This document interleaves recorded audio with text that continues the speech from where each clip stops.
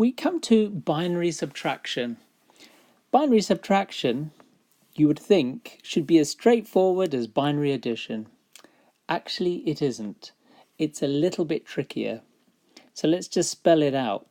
0 minus 0 is 0.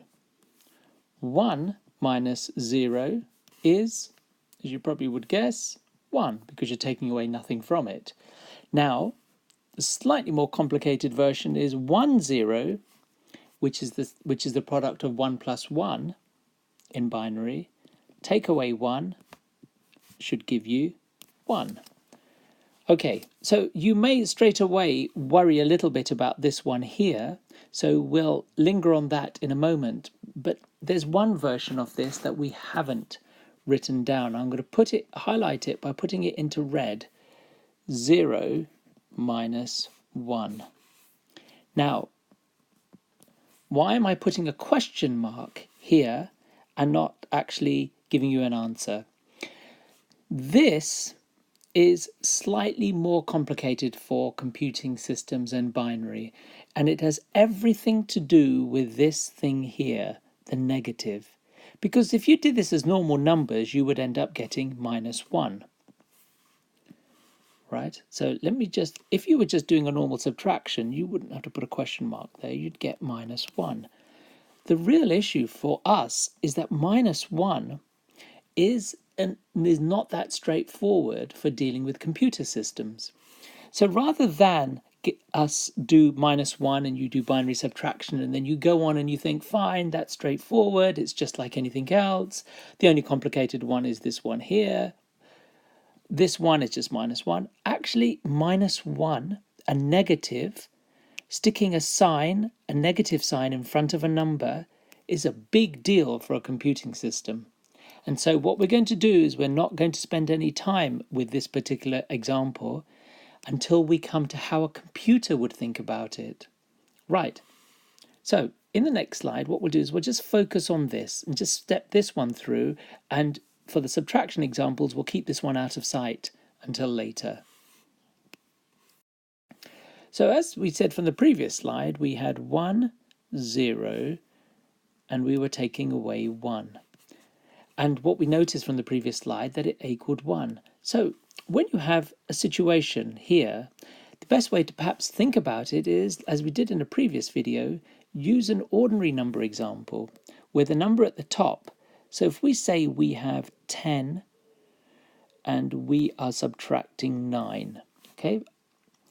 So I can draw an analogy. Now this over here in blue is not binary. So this is in decimal, our normal number system. So what do we do normally? Well, normally, when that number above is smaller than this number here, we jump across to the column, we take one off there, and we bring it over here.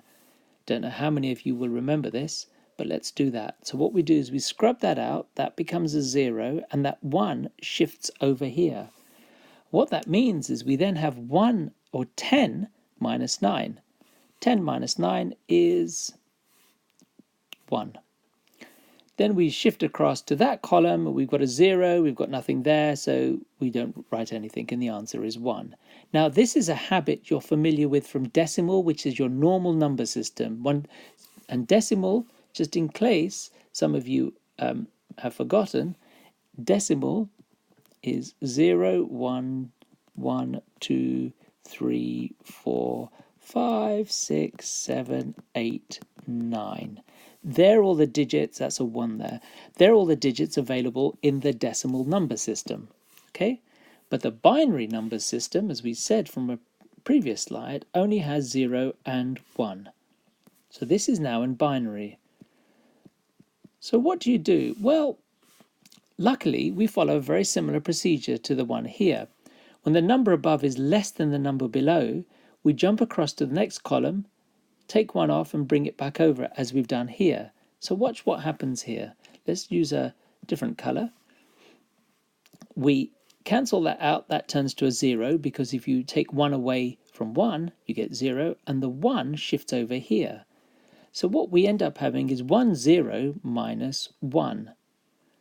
When you have 1, 0 minus 1, we know from addition right? From addition, we know 1 plus 1 equals 1, 0. So just rearranging that, you know that 1, 0, 1, 0 minus 1 equals 1. That's the most complicated piece that you need to actually worry about in this particular instance. Let's have an example. The example we have in the sheet is, for binary subtraction, is, bear with me a second, let's get the colour, 1, 1, 0, and it's a nice simple one just to get you to think and see how the borrowing works. So there's your minus. So as we said in the previous slide, we start here, the 0 is less than 1, we're going to jump across, borrow that 1, shift it across, right? So we'll change colour, right? So we've gone to this column here, we're going to scrub that out, that becomes 1, that becomes, shifts over to there. We then have the question 1, 0 minus 1. 1, 0 minus 1 is 1. Actually, it's probably better, bear with me a second so I can just keep the colours. It's better if we just keep the same colours, right? 1. Next, we shift over to this middle column, and in the middle column we now have 0 up here and 0. 0 minus 0 gives us, conveniently, 0, just as you would normally. We then shift across to this column here, and we get 1 minus 0. Well, if you're taking 0 away from anything, you end up with 1. And that's the result. A little bit more complicated than addition because you have this mechanism of having to jump across and borrow stuff. Now, what we haven't dealt with, and we hinted at it in a previous slide, what happens if you can't jump across and grab a number and make this a 1, 0? What happens if you genuinely have a situation with 0 minus 1? We'll save that for later because that leads to other complications.